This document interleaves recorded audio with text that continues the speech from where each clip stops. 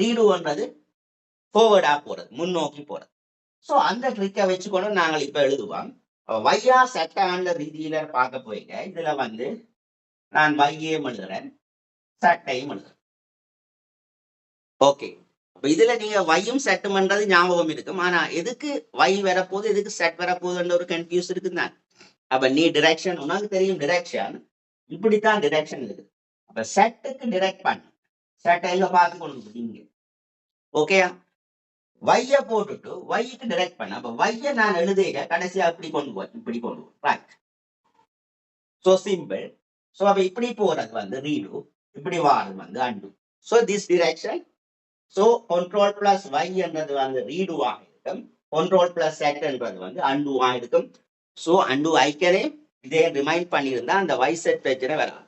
ஓகேயா, மீண்டும் இன்னொரு ட்ரிக்ல சந்திப்போம். எங்களுடைய பேஜை ஃபாலோ பண்ணுங்க.